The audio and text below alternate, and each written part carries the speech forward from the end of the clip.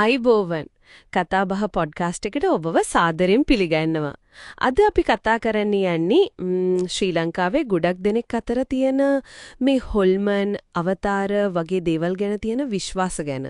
ඔව් හරිම පුදුමයි නේද? මේ වගේ තාක්ෂණයේ මෙච්චර දියුණු යුගයකත් මේ විශ්වාස තාමත් කොච්චර ප්‍රබලද කියලා හිතනකොට ඒක තමයි. ඉතින් අද අපි බලමු අර පත්තරවල ගියපු ලිපි, වෙබ්සයිට් වල තියෙන කතා, විකිපීඩියා එකේ තියෙන දේවල් එහෙම අරගෙන මේ කතා ඇත්තකම මොනවද, මේ විශ්වාස කොහොමද තියෙන්නේ, අර හේතුවාදී පැත්තෙන් බලනකොට මොකද්ද වෙන්නේ කියලා පොඩ්ඩක් ගැඹුරින් කතා කරමු.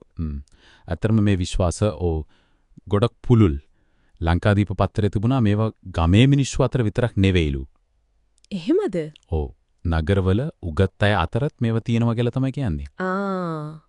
හොල්මන් කිව්වම ඒක ඉතින් එක එක විදිහට දකිනම සමහරු කියනවා මියගිය අයගේ ආත්ම කියලා. තවත් අය කියනවා අර මහසෝනා රීරියකා වගේ නපුරු බලවේග කියලා. හරිම රසවත් කාරණා ටිකක්. එහෙනම් අපි බලමුද ටිකක් ප්‍රසිද්ධ කතා එහෙම? ඔව් හොඳයි. මහත්යත් මේවට කැමතිලු නේද? විශ්වාස නොකලත් ඔව් එතුමා කුතුහලෙන් අහගෙන ඉඳලා තියනා කියනවා. ඒ කතා අතර තියෙනවා අර ඔරුව කාපු ලස්සන කෙල්ලෙක්. මතකයි වගේ. එයා පස්සේ ගිහින් කොල්ලෙක් සිහි නැතුණා කියන කතාවක්. ඊට පස්සේ අර ගන්දුවේ දූපතේ ගල්ලෙන් දක් ගණත් කියන මිනිස්සු බිලිගන්නවා වගේ කතා තියෙන. බය හිතෙනවා නේද? ඔව් නිධානයක් තියෙනවා නයි ඉන්න වගේ කතා නිසා දැන් කවුරුත් යන්නෙත් නෑ වගේලු. තව අර පහංගල කියලාත් එකක් තිබුණා නේද? හරියට හරි. පහංගල එතනත් ඉතින් නිදන් ගැන කතා, රැයට කළු මිනිහෙක්, ලස්සන ගෑනු කෙනෙක් පේනවා වගේ දේවල් රතු එලිත් පේනවලු. එතකොට ඒ එලිවලට මොකක් හරි පැහැදිලි කිරීමක් අන්න ඒක තමයි වැදගත්. අර ජෝන් අයියම කියලා තියෙනා සමහර විටේ දිලිසෙන කුඹුක්කන් ආන්දෙක් වෙන්න පුරුවන් කියලා. ඒ කියන්නේ ස්වභාවික දෙයකටත් අద్భుත කතාවක් ගොතනවා. ඔව්. ඒක වෙන්න පුළුවන් මිනිස්සුන්ට තේරුම් ගන්න බැරි දෙයක් දැක්කම එහෙම වෙනවා. හැබැයි ඉතින් මේ කොග්ගල වගේ ගම්පැතිවල විතරක් නෙවෙයිනේ මේ වගේ කතා දැන් අර නූතන දේවල් එකත් සම්බන්ධයි නේද? දුම්රිය සේවය වගේ. අනිවාර්යයෙන්ම හිරුගොසිප් වෙබ් එකේ තිබුණා ඕක ගැන මීරිගම, ගෙලියොය වගේ තැන්වල භූත බංගලා තියෙනවා කියලා. භූත බංගලා? ඕ. මීරිගම කියනම් කියන්නේ රියදුරෙක්ගේ දුවෙක් ගෙලවැලලාගෙන එයාගේ අවතාරය පේනවා කියලා. ගෙලියොය එකේ එහෙම විශේෂ හේතුවක් කියන්නේ නැහැ. ඒත් අත්දැකීම් තියෙනවා කියනවා. තව අර ඔහිය පටිපොළ අතර රෑ කෝච්චේ ඉස්සරහට සුදු ගෝනෙක් පනිනවා කියන කතාවකුත් තියෙනවා. මම අහලා තියෙන එක හැප්පුණත් හොයාගන්න බෑ කියන එක නේද? ඔව්. රියදුරන් කීප දෙනෙක්ම දැකලා තියෙනවලු හැප්පෙනවා ඒත් පස්සේ බලනකොට මුකුත්ම නැහැ. ඒකනම් පුදුමයි. හැබැයි අර පාරේ යන පෙට්‍රල් මන්ලට පෙන්නේ නැහැ කියන එකනේ. ඒක තමයි. එයාලා නම් දැකලා නෑලු ඒත් එයාලටත් වෙන අద్భుත දේවල් වෙනවා කියනෝනේ ඔහිය ඉදල් ගසින්න අතර. ඔව්. එයාලා ඒ හරිය දේවාලිය කියවත් හදලා තියෙනවා කියනවා නේද? ඔව්. ඒ වගේ කතාවක් තියෙනවා. මේ කතා හරිම රසවත්. ඒත් ඉතින් අනිත් පැත්තත් බලන්න එපයි නේද? මේවට හේතුව මොනවද? විද්‍යාවෙන් මොකද්ද කියන්නේ? හරියට හරි. ලංකාදීප පත්තරෙම තිබුණා අර මහාචාර්ය කාලෝ ෆොන්සේකා ගැන සිද්ධියක්. මොකද්ද? ඇදුරෙක් ඇවිත් එතුමාට හොල්මන් ෆොටෝ ඇල්බම් එකක් දීලා මේවා බොරු කියලා ඔප්පු කළොත් කාර් එක දෙනවා කියලා අභියෝග කරලා. ඉතින් මහාචාර්යතුමා මොකද කරලා තියෙන්නේ? එතුමා ඒක දිහා බලලා අනේ අනිච්චන් කියන වගේ බලන් ඉඩවලු උතරයි. ඒ කියන්නේ ගණන් ගත්තේවත් නැහැ. ඒ වගේ තමයි පේන්නේ. ඒ ලිපියම තව ප්‍රශ්න අහනවා. අර ඕලන්ද කුමාරයාගේ අවතාරයට අශ්වයෙකුයි ඇඳමකුයි කොහෙන්ද?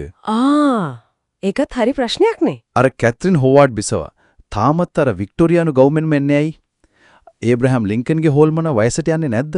ඔය වගේ. හිතන්න දේවල්. එතකොට විද්‍යාත්මක පැත්තෙන් විද්‍යාවෙන් නම් හොල්මන් ඉන්නවා කියලා සාක්ෂි නෑ. ඒත් ඉතින් නෑ කියලා ඔප්පු කරන්නත් බෑනේ. ඒක දැනක තමයි තියෙන්නේ. ඕ.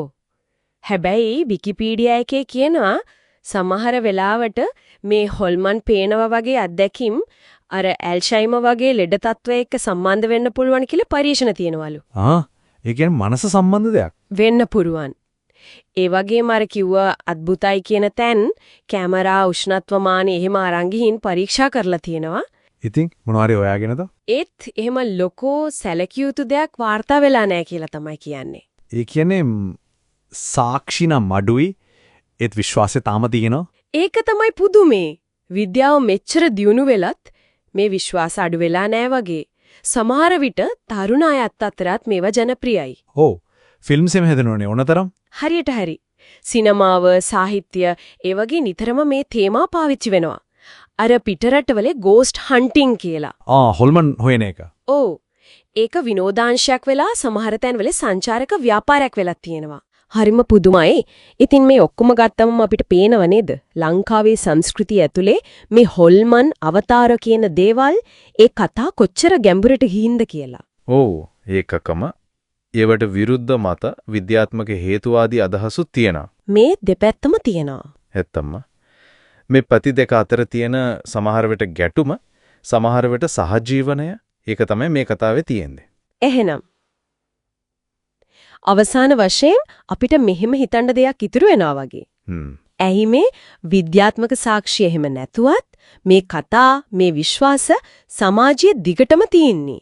ඔව් ඒක හොඳ ප්‍රශ්නයක්. මේවා නිකන් විනෝදයට කියන කතා විතරද? එහෙම නැත්නම් අර මිනිසුන්ගේ හිතේ තියෙන බය තේරුම් ගන්න බැරි දේවල් ඒවට දෙන උත්තරයක්ද? එහෙමත් නැත්නම් මීට වඩා වෙන ගැඹුරු තේරුමක් සමාජකාරියක් මේ කතාවල තියෙනවද? ඒක ගැන හිතන්න දෙයක් ඉතුරු කරලා අදට අපි නවතිමු.